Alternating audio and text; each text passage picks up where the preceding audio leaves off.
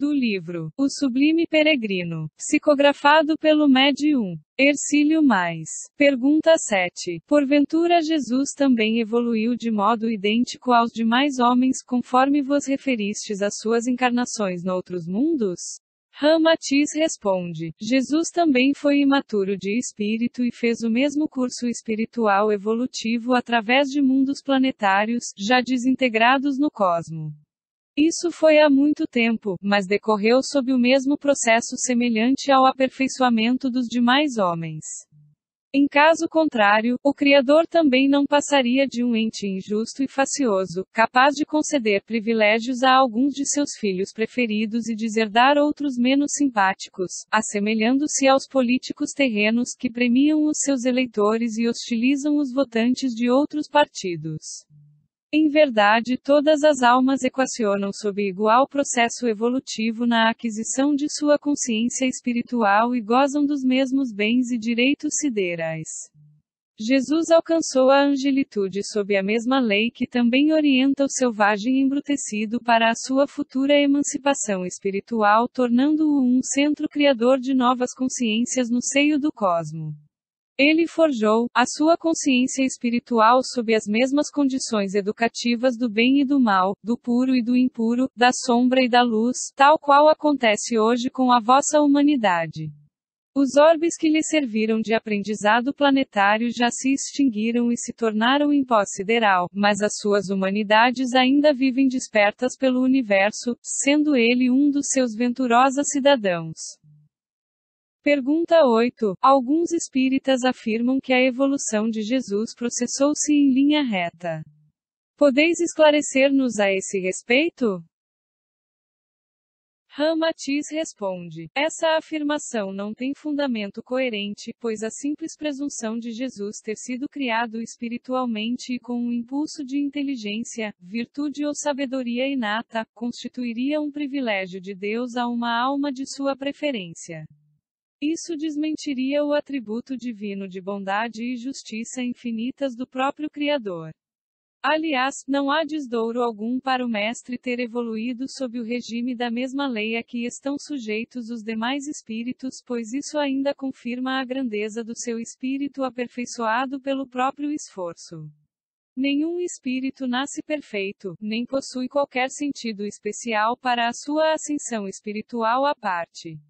Todos são criados simples e ignorantes, cuja consciência ou livre-arbítrio se manifesta através do tempo-eternidade, mas sem anular o esforço pessoal na escalonada da angelitude. E Jesus não fugiu a essa regra comum, pois forjou a sua consciência de amor e sabedoria cósmica, ao nível dos homens, lutando, sofrendo e aprendendo os valores espirituais no intercâmbio dos mundos materiais. Ele tornou-se um ente sublime porque libertou-se completamente das paixões e dos vícios humanos. Mas não se eximiu do contato com as impurezas do mundo carnal. A sublimidade da flor não reside apenas na sua conformação formosa, mas, acima de tudo, na sua capacidade de transformar detritos dos monturos em cálices floridos e odoríferos. Assim como é impossível a um professor analfabeto ensinar os alunos ignorantes do ABC. Jesus também não poderia prescrever aos homens a cura dos seus pecados caso ele já não os tivesse vivido em si mesmo. Justamente por ele ter sofrido do mesmo mal, então conhecia o medicamento capaz de curar a enfermidade moral da humanidade terrena. Jesus, alhures, já foi um pecador como qualquer homem do mundo.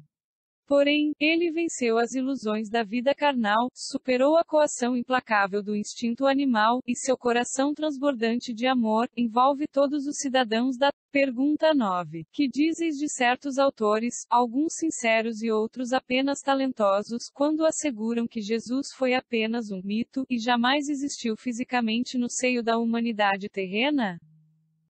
Ramatiz responde: é indiscutível que Jesus não só comprovou as predições do Velho Testamento, como ainda correspondeu completamente às esperanças do alto na sua missão espiritual junto aos terrícolas. Os profetas tentaram comunicar aos judeus as premissas principais da identificação do Messias, assim como o tempo de sua vinda ao orbe, pois asseguraram que Israel seria o povo eleito para tal evento tão importante.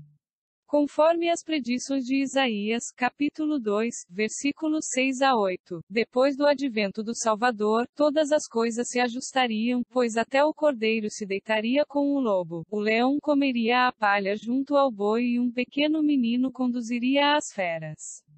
E as profecias ainda advertiam a raça de Israel, eleita para o advento do Messias, quanto à sua queixa, mais tarde, ao exclamar que o povo para o qual viera, não o conhecera. Corroborando tal predição, os judeus de hoje ainda adoram Moisés, profeta irascível, vingativo e até cruel. E ouvidam Jesus pleno de amor, bondade e renúncia, porque, realmente, ainda não reconheceram o seu verdadeiro Messias.